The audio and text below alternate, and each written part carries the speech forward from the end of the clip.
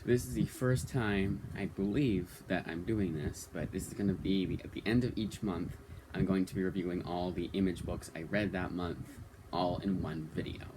Now, one book I have already reviewed, but I'll just be re-reviewing it here. It was a library book. It was actually one of the final times, actually the final time I hope this happens. But I didn't know it was an image book before I ordered it from the library's catalog, and it came in, it was image. I'm like, god damn, I guess I should have myself, and I was able to, without any major issues. Just kind of like, I could have spent that money elsewhere. I wish I'd known that it was an Ivan Brandon book back in May when I was trying to collect all the Ivan Brandon image books. But without further ado, let's get to it. Actually, I should count to make sure I have them all. I'm pretty sure I do, but just in case. So it's 2, 4, 6, 8, 10,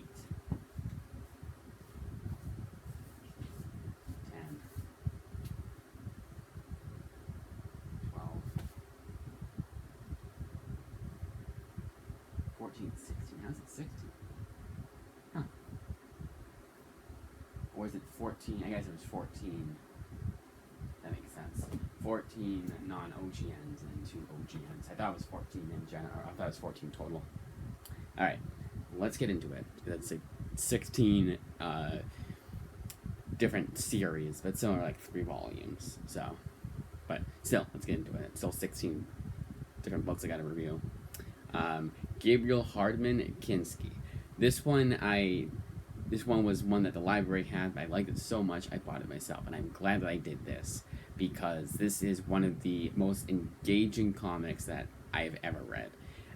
Now with OGNs, it's not as big of a pain to read all in one sitting, but sometimes I really do feel, even if it's 128 pages, I feel every single page of that 128 pages. This felt like it was a double-sized issue of a comic. That's 24 pages, so 48 pages. That is about the length that Kinski feels, and Kinski is at least 128 pages.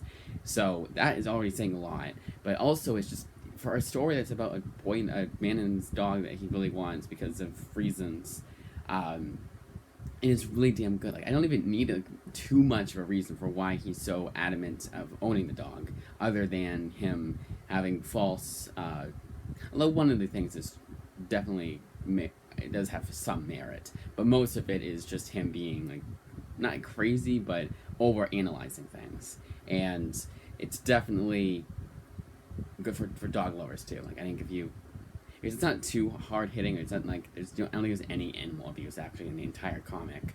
They discuss it briefly, but it's not really too hard to sit through at all, and it's just really engaging. And is someone? Yes. So the AV Club says, Hardman creates a tense atmosphere that makes Kinski the Breaking Bad of dog-napping tales, and that is exactly how I feel about this book. Now, I haven't seen I've seen one episode of Breaking Bad, but Breaking Bad is like this addictive show that everyone recommends to everybody, and it has, I imagine, a very binge-watching atmosphere to it. Like, you want to keep watching, and you can't put it down. This is Kinski in a nutshell. I could not put this one down, and it was like one of those books I kept. And again, this is a reread too. When I was reading it, I was like, "This is going by so fast, and we're already here." And I finished it. I was like, "Damn, that was, I think, one of the best comics I have read in a long time, even on a reread." So definitely, I would honestly say it's a 9.5 out of 10. Definitely a recommend.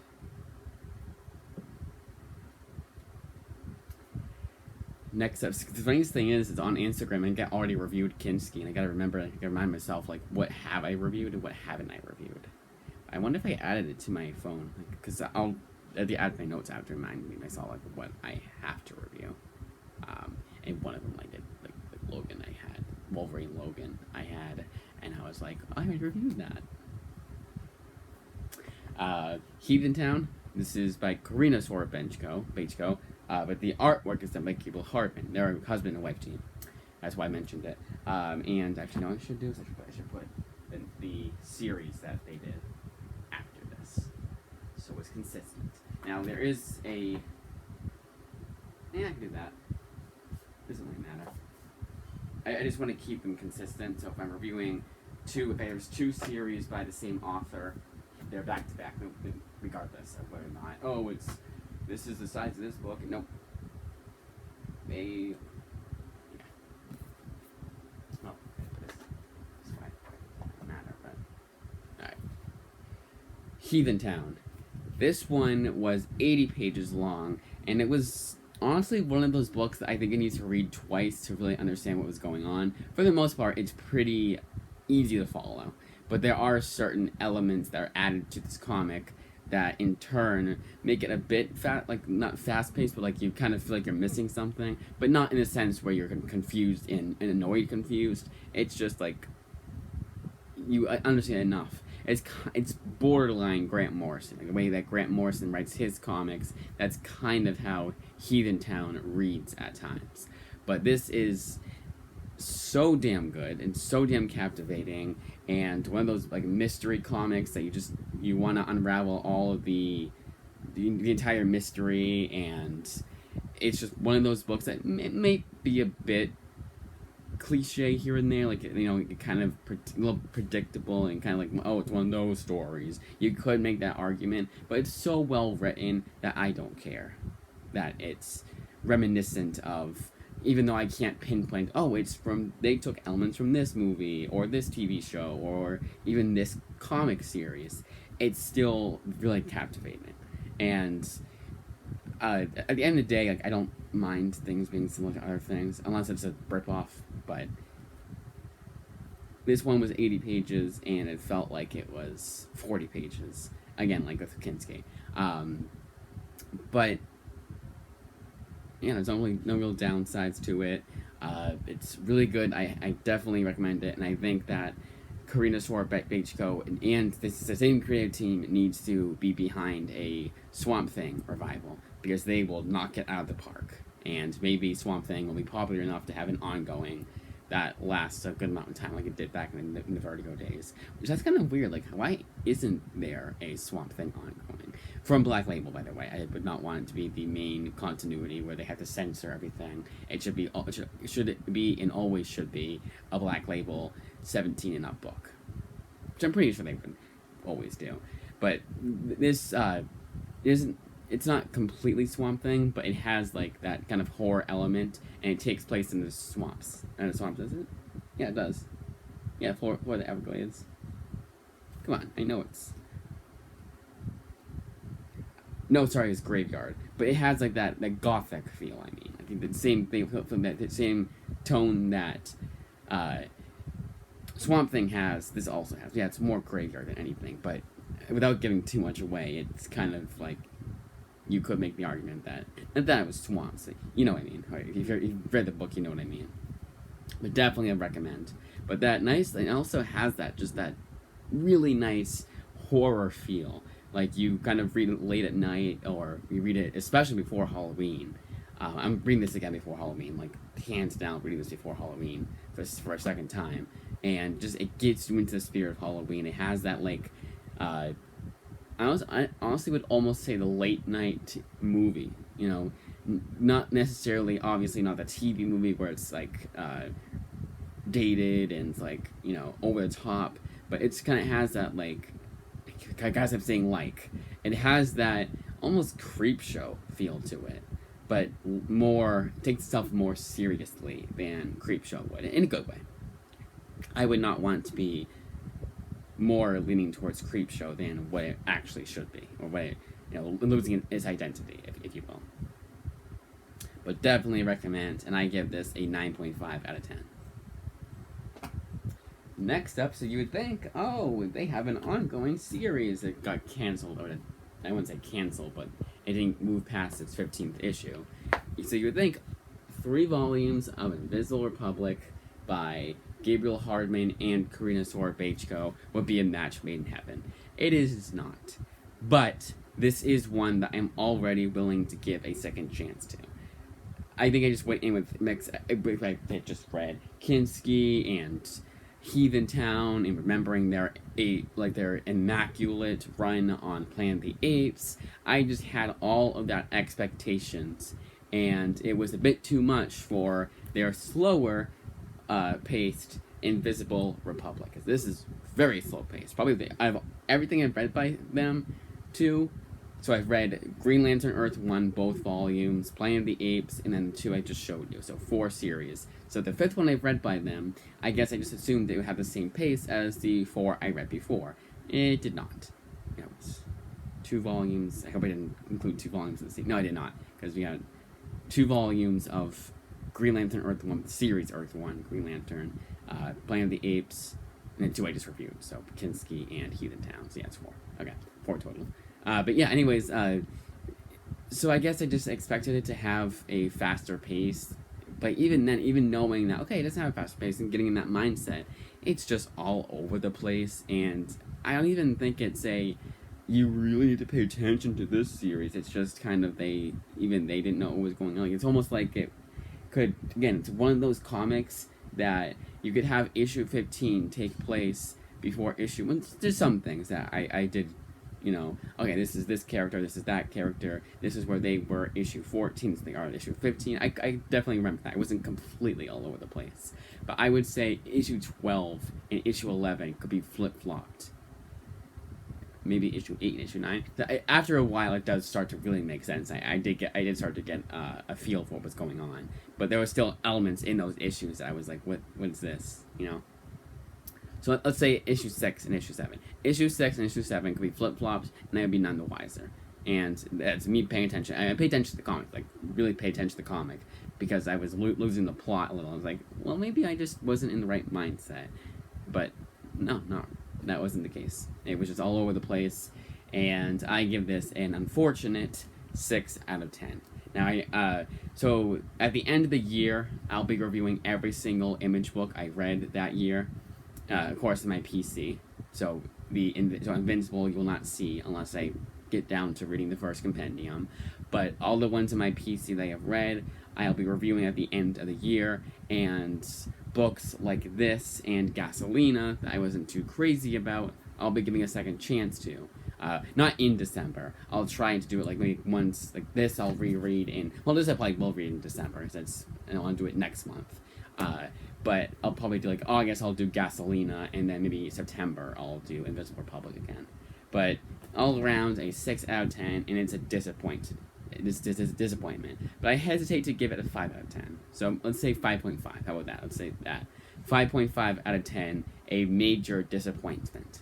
Because this is and the fact that this is the worst thing I've read by them and still had elements I enjoyed out of the series, and I still had, especially towards the end, I had got some enjoyment out of it, does say a lot. And the fact that and again, while it is all over the place, I could tell, yeah, even if I wasn't told, this is not a complete story.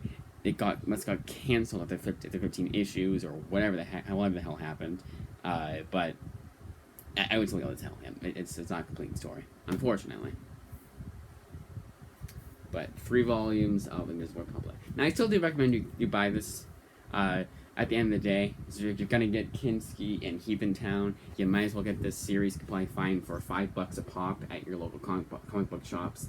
Bargain bin, so can't go wrong. I still give it a slight recommendation, which is probably why I should just give it a 6 out of 10, honestly. But I hesitate to do that because 6 out of 10 for me means it was good, it kept my interest. So yeah, 5.5 out of 10. But like a 5.5 with an asterisk, and I explain myself. That's why I don't like just doing hardcore 8 out of 10, Rose 9 out of 10. Okay, that's it. Goodbye. That's just silly. There are people on Goodreads that do that, and it pisses me off. Like, I understand. Like, you just do a rating. There's different things. I swear you can give either a rating, as you can. You can give a rating or a review. So if you want to just give a book 5 stars, you really liked it, and it's pretty obvious that you have no issues with that comic or that book or whatever, then fine. That makes sense. Or a 1 out of 10, there's no redeeming qualities to what you just read, fine. But when you give it a 3 out of 5, some people give it a 3 out of 5 and they have nothing wrong with it. It's just like some people do not know how to use that website. In my opinion, at least, and this is consistent too, Like, if this was never the case, and I was just saying, well, in my opinion, no, this is because of what I've seen. When you give something a 3 out of 5 on Goodreads, it means you had something that was really wrong with it, but you still overall enjoy. Like, you're like, the pacing is really well, it's really tight, the story is really engaging, but the characters are pretty shallow. All in all, I give this, all in all, I did enjoy this, but I didn't remember a single thing about the characters, and they're very interchangeable. Then give it 3 out of 5 stars.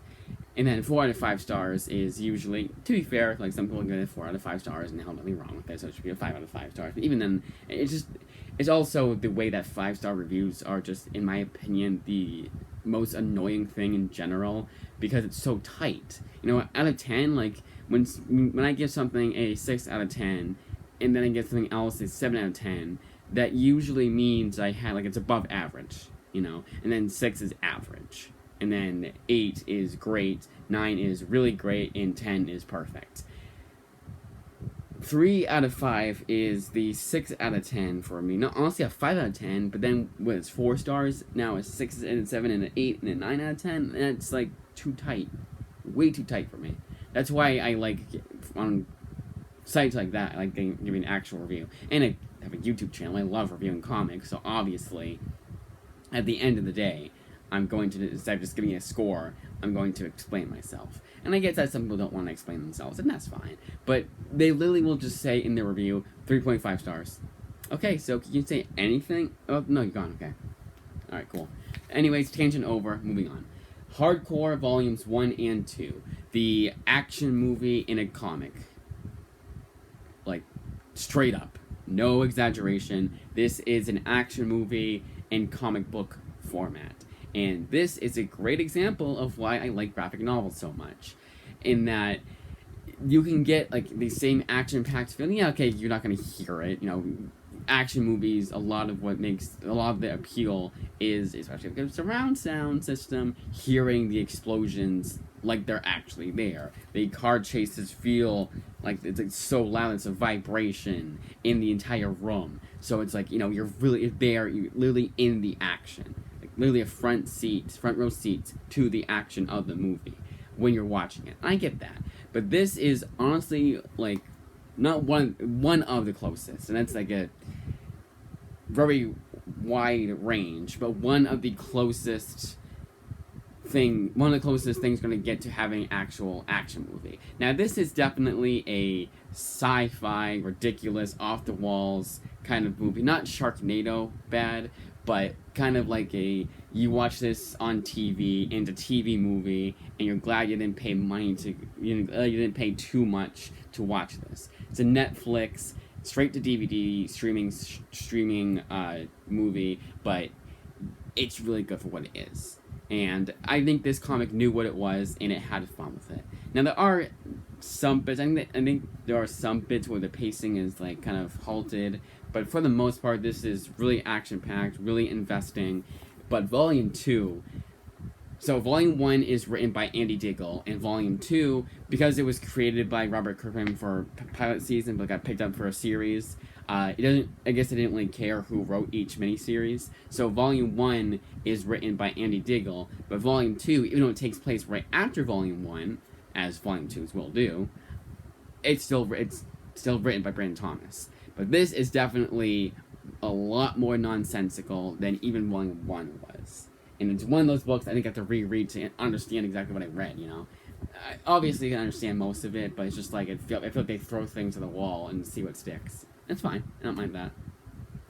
Especially for a book like this. It sets it up. It sets it up for being like pretty nonsensical and over the top. But definitely recommend if you like that, 8 out of 10. I would say across the board, 8 out of 10.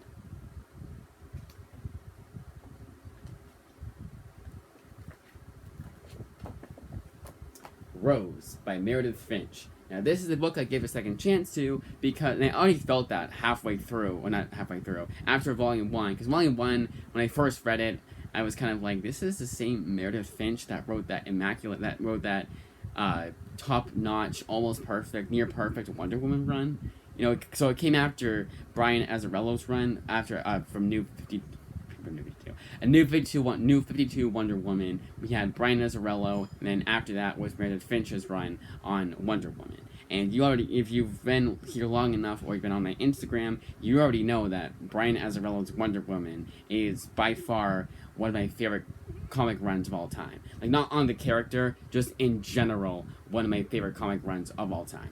Like, top 10. That's how good it is, in my opinion. And Meredith Finch's run, while obviously not as good as Brian Azzarello's run, is a more than worthy follow-up. So I read that, and then after reading that, I read after obviously, but after reading that, I read Rose, and I'm like, well, this is not nearly as good as his Wonder Woman run. What's going on here? And yada yada yada. And expectations, and I think expectations are too high, like with Invisible Republic, but more so here than with Invisible Republic. So I decided to give a second chance this time around. And again, what happened was Volume 2 and 3 were exactly what I wanted, and I was like, oh my god, this is really good, and why wasn't Volume 1 to say, oh, maybe I need to reread it? And I reread it, and I'm happy to say that this is one of the most consistently entertaining graphic novel series that I have read in a long time. There is no issue here that I would say is filler, unnecessary to include, or anything like that. It is one of the most tightly paced comics I have read in a long time. It's almost like Meredith Finch had every issue of this comic in her mind as she was writing each consecutive issue. Like, she had all 17 issues, she knew what was going to happen in each issue before she put pen to paper. Like, she had a whole blueprint for it, basically. And it shows. It is really damn good. If you like fantasy, you'll absolutely adore this comic. This is one of the most underrated books I have read of all time. All the praise that it's received from other comic book writers is 100% warranted. Absolutely highest recommendation, 9 out of 10 for this entire series. I honestly think it would get people into the fantasy genre. Like, if you're if you're not necessarily you hate fantasy, but if you're like, I don't know if I like fantasy, let's check out Rose. Because I honestly like with Invincible Republic, find it for $5 a pop at your local comic shop, and then you start reading it, and you're not super into fantasy. I'd suggest picking up Rose. Now, there's a bunch of other ones that are much better, obviously, just in general, not because I'm not saying Rose is. I'm just saying these books are better. Like Wayward, although that's more supernatural than fantasy. But there's definitely more you could pick. But I'm saying Rose is not the worst place to go at all. But I'm saying I would argue it could get people into the fantasy genre, and they find out there's a lot better books. Well, better books. I'm not trying to insult Rose, and I say a lot better books, a lot better choices for fantasy graphic novels. But moving on. Black Science, Volume 4 by Rick Remender, still as good as the first 3 volumes. This is one of the finest works that Rick Remender has ever written, and that's kind of not saying much, because a lot of what he's written is one of his finest works. He is one of the most consistently fantastic, immaculate, consistently great, fantastic writers of our time, and there's a reason for why, I'm sure there's a reason for why Image Comics has him on hold for the rest of his life. 9 out of 10. And it's a reread, by the way, too. But I think I've said everything it's a reread, right? Yeah, because so far it was just Kinski, and so it was Kinski, Rose, and Black Science that were rereads. First, all the rest of them were ones I read the first time. Next up is the Silver Coin.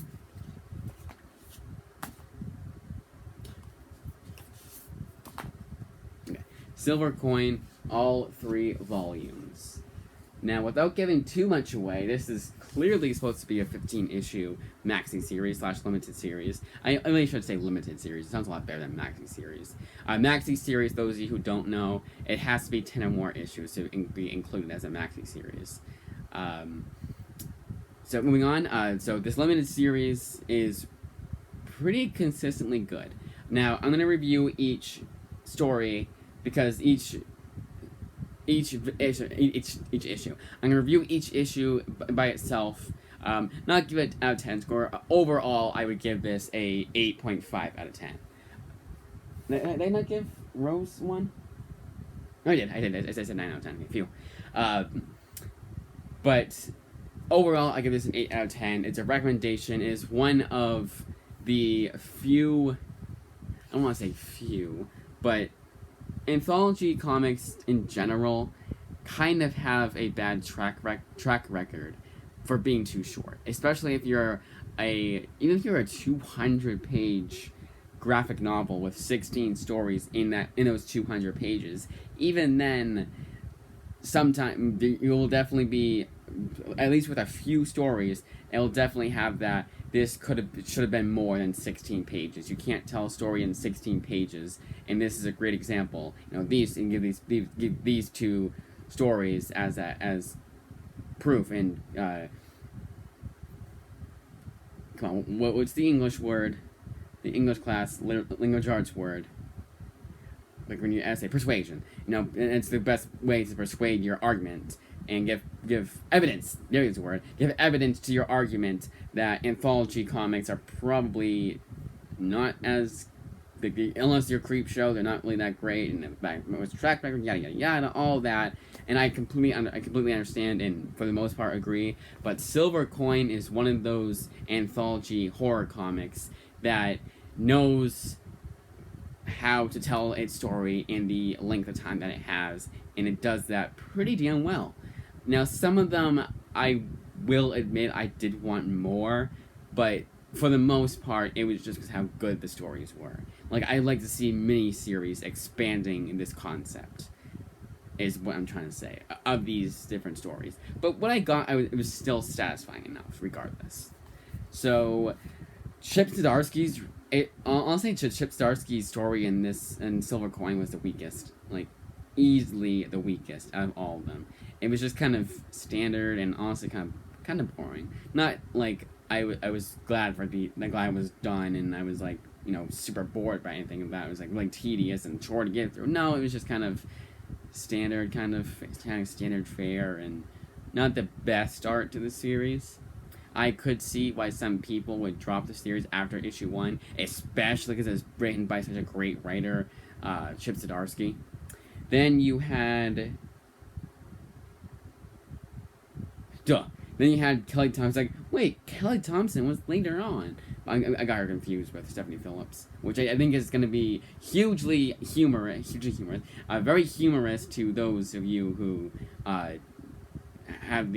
will die on the hill that a lot of the current writers of comics are pretty interchangeable with one another. And there definitely is an argument, but anyways, moving on. Kelly Thompson's story here is really damn good, and I think she just needs to be an indie comics writer. I think when she does indie comics, she's at her height, but when she's writing Deadpool, not so much. Honestly, well, her Black Widow run really damn good so far. And that's on a reread for the first 5 issues, so. Anyways, well, honestly, I think the only thing that Kelly Thompson I read that I didn't like, actually, Josie and the Pussycats I wasn't the biggest fan of, and Deadpool I wasn't the biggest fan of either. But everything else I've read by her has been really damn good, and Silver Coin is another example of her really damn good, really talented, and shows that she's a really talented writer. More proof that she's a really talented writer. Ed Brissen's was probably the standout, and honestly, I think my favorite out of the entire Silver Coin 15-issue limited series. Jeff Lemire's, I hate to do this, but I gotta check to see what his story was. Well, tell me if I know of 2467.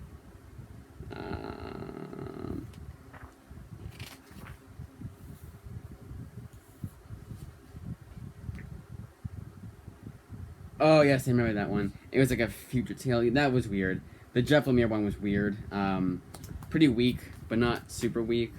And then Michael Walsh's is really damn good. And I don't guess it's giving too much away.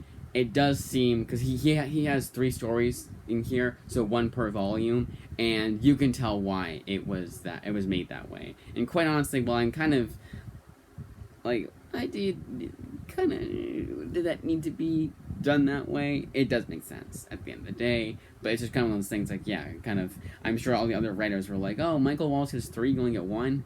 But it makes sense as to why he gets 3.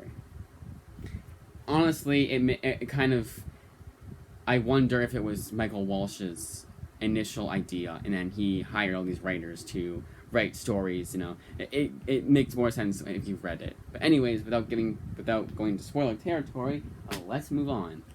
Joshua Williams story in here. Why can't I remember some of these? Oh yeah, High Score. That was really good. That was like one of the closest you got to the feel of Creepshow. You could put that, a lot of these you could put into Creepshow anthologies and you would not bat an eye, but High Score is the best example of that, of my reasoning behind that. Honestly, like Silver Coin, the entire series could take place in the Creepshow universe, and no one would bat an eye.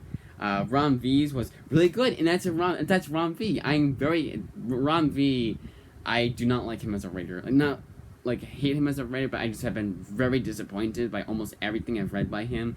Even the stuff that people say is really good, I was like, yeah, it's good. Like These Savage Shores is really, really good, but if the artwork had been half of what it was, I probably would put it in disappointing territory. It's kind of one of those books that has really damn good artwork, and somehow that's enough for me. And it makes the story like that much like leaps and bounds better than it would have been if the artwork was just standard. But here, I honestly think Ron V is horror is his biggest strength for writing comics.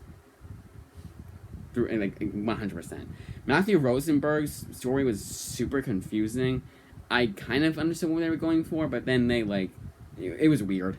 And then Vita Ayala's, I believe I remember what that was. I know I should remember.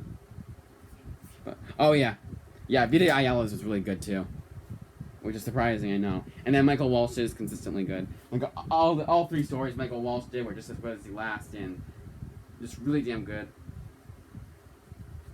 And it didn't feel like it overstayed its welcome at all. Like again, all in all, I give this an 8 out of 10. James Tinian's, yes, that was a standout. If I had to go, I can't do in order, but that would be like one of the top 3, honestly. Well, top 4 because of Stephanie Phillips. Stephanie Phillips' story was really damn good here, and like honestly, pretty thought-provoking. Surprisingly thought-provoking. Johnny Christmas's was strange but entertaining. Pornsack Pachodes was good, but it does definitely I think Pornsack Pachode is the Jordan Peele of the comic book writers, but misses the mark by this much. And I think it's just because he beats you over the head with, not too hard, but beats you over the head with the commentary, and you know what's going on. You know what? Okay, so it's gonna be about this, isn't it? Yep, it is. Okay, you kind of figure that out like the first issue or so of his miniseries, and because there's only one issue, like 10 pages in or so, not even. Like once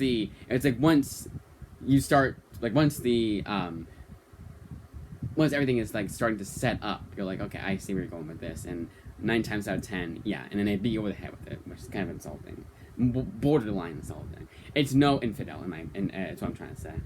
And then Michael Walsh is again really damn good, and it wraps everything up in such a nice little bow that I was like, damn, like honestly, I don't think I can tell any more stories in the Silver Coin universe. Damn it. Because this is something I would like to see more of. But all in all, 8 out of 10. If you are skeptical about, I know some of you are, skeptical about anthology comics in general, and especially with horror comics in general, this is definitely the way to go. This does it. 34 minutes in. Alright.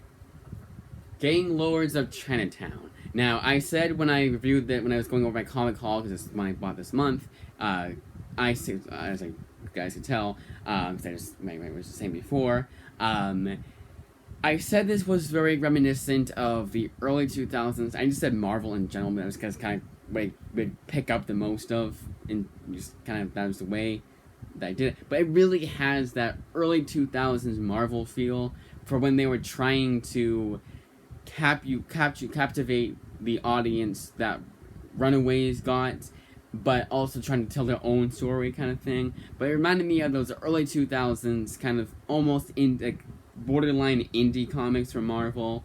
That like the big creator owned like their own stuff. That wasn't like Spider-Man or X-Men or anything like that. It was trying to be its own thing, and it kind of reminded me of those early 2000s Marvel books that I pick up for $1 a pop. And it'd be like a 5-issue miniseries. I'd read it and I'd be like, that was good. But if I had to spend at least even double the amount of what I spent, so $10, I would be very disappointed. Now this is a trade, so obviously I was not expecting to get this trade for $5. But what I paid for it, and the list price, and the fact that this came in probably fine condition, I don't mind it that much. But all in all, if this had been any other publisher, I would not have bothered with it. It's just, I'm a completist, but I don't mind owning this. I don't mind that I got this instead of that, or, whatever. Oh, I could have saved me money, or this, or that. Nope, I'm glad I got it. I'm glad it's my PC. I will definitely give this second chance later down the line. Probably, like, later down the line, as in later this year, definitely. It is pretty captivating, but it's kind of inconsistent too, like slightly inconsistent too. Like the beginning is really fast paced, but the middle grinds the pacing to an overall halt, and then the ending is back to where it was in the beginning. And honestly, if it just had consistent pacing, I would give it a higher score than a 6 out of 10. It is just average, but one with an asterisk, because I do recommend this one more than I would other 6 out of 10s, but also maybe not. I would say get this at a discount. That's why there's an asterisk next to 6 out of 10. But all in all, good enough. And written by Ivan Brandon, by the way. If I didn't already mention that, I did. Next up, we have 2 series by the same author. So if I forget to mention it for excellence, this is... I should have done hardcore before. Whoopsies. Because it's also right, Brandon Thomas, Volume 2 was. But, whatever. Alright, anyways, Horizon and... I'll just do it back to back so you know what the next 2 are, because they're by the same author, and that's why I'm doing it this way. And Excellence, both written by Brandon Thomas. Now, you know what? I will do these back to back, because I'm going to compare the 2. Now, you would think that Excellence was a series that I never got to finish. One of the rare books that the library had, but not the entire series of. They had 1 out of 2. And yes, it does piss me off when it happens. The local library, but it happens. Now, local library interloans. So the lending library all the lending libraries only had Volume 1 of 2 of Excellence. And I remember thinking, this is a, no pun intended, excellent series when I first read it. Reading it all in one sitting, but reading it all 12 issues of the series, and when it was obviously meant to be more than 12 issues, it's kind of disappointing, honestly, and all over the place, and kind of a mess. I understand why people like this series a lot, though. I understand why I like this series a lot, too, was because it has such damn good artwork that, but to a lesser degree, similar to These Savage Shores, the artwork is one of those, it's like if the artwork was any less, I wouldn't like this as much, yada yada yada, what I was saying about These Savage Shores. But Excellence, honestly, really, and that's why I said less than These Savage Shores, really, you could argue that that's not the best thing to say, because it's, you're sure about that kind of thing. Because this one was kind of boring at times, and I was kind of glad to be done with Excellence at the end of the day, and I was kind of glad this is only 12 issues. It's just very all over the place. I like the setup. I think it's a great setup, and I think the fact that it's written by everyone that's created this book and everyone's involved with this book as a person of color, it's pretty good. I don't think it's wholly necessary all the time, but in instances like this, yeah, I would, I'll give credit where it's due. I do like that it was created by creators of color. I think that's a good example of when something like that is done right. So that's the biggest compliment I'll give to the series. But all in all, it is a 5 out of 10, but is worthy of a reread. But just kind of all over the place and kind of a mess. Not that great. So, ironically enough, so is Horizon. All over the place, but hugely entertaining. This is really damn good.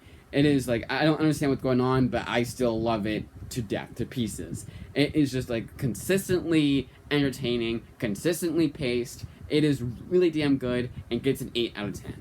So it's 3 volumes, all written by Brandon Thomas. Unfortunately, again, like with Excellence, was not intended to be 15 issues. Unfortunately, that much I can tell.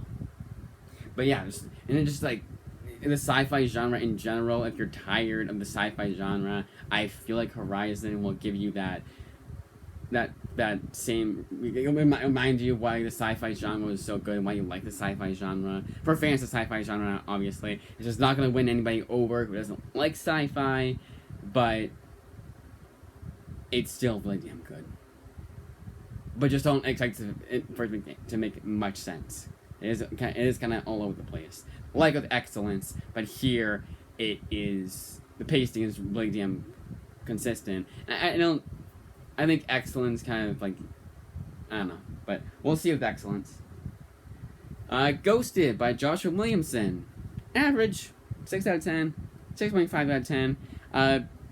It made sense why it was 20 issues. It's just good, you know. But I didn't expect it. I had no real expectations going in. I read the first 5 issues, thanks to my local library. Okay, so TLDR for this, they lost Volume 2. And it ended up being, we didn't know who was at fault. They knew I wasn't at fault. It was someone else that was at fault. I mean, the lending library, the librarian that puts the books away. Our theory is that she put it in the wrong bag. And either the guy that who had Ghosted Volume 2 returned it, and that's how that's how that lending library got Volume 2 back in stock, or whatever. But after a while, I did ask them what happened with it, and they said, oh, it's been taken care of. And she said it in that tone that I was like, alright, I'm better off just buying the series myself if I want to finish the series, aren't I? And then I became a completist, so I just had to own, either way, I had to own Ghosted Compendium by Joshua Williamson. And the Compendium came out, so instead of having to buy each individual trade, hey, Compendium has all in one. But, yeah, like, this is one of those books that I'm not too pissed off that after reading it, that it's in the condition it's in. Not terrible condition or anything like that. It's not like there's no like tears or anything like that. And it's like the binding is falling apart now because of blemishes. But overall, I didn't really mind that it was in that condition. And honestly, you could make the argument that it's very symbolic that it's in this condition that it's in. It's not bad. I do recommend it, but let's see, how much is this book? This is $30 for 20 issues. Yeah, I would say even at full price, it's worth it. Do not expect anything too grandiose from Ghosted by Joshua Williamson. Not a lot to say about that one, as you can tell. Alright, now for my pick of the month for Image books. By far, Luther Strode.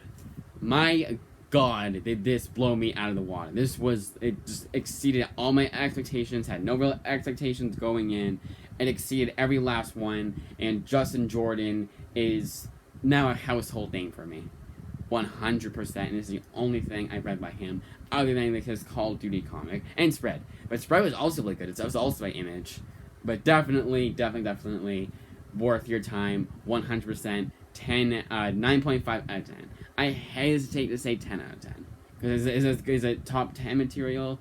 Debatable, but definitely one of the best Image comics I have read in a long time, of all time.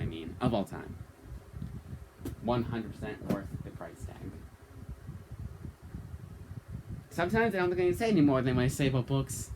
Shadecraft was better on the reread. I thought it was kind of basic when I first read it, but rereading it, there was one twist I didn't see coming, which is kind of funny, but that's honestly, it is definitely a lot more forgettable and not as good at all in comparison to Skyward. Skyward is Joe Henderson's magnum opus. Ironically enough, Same creator team for both books. I think even the same, yeah, even the same letterer. Same exact creator team for both series. And you like one, you like the other. Just don't expect Skycraft. Just don't expect Skyward when you're reading Shadecraft. Skyward, and honestly, Skyward is this many. It's 15 issues, and Shadecraft is only 5 issues. So I read this and I was like, if you had asked me, could this series continue? And I probably would say no, but rereading it, I'm like, yeah, it could. Not every loose end was tied up, but I want to see more out of this. And honestly, I think Volume 2 and 3 have the potential to be better, to improve on Volume 1. And overall, like, once I finish it, to be much, much closer to Skyward than it is so far. So Shadecraft I give like a 7 out of 10, but Skyward gets a 9 out of 10. It is just as good as everyone says it is. It needs to be, you need to buy the hardcover. It is out of stock, so hopefully Image does everyone a favor and puts it back in stock, gives us a reprint.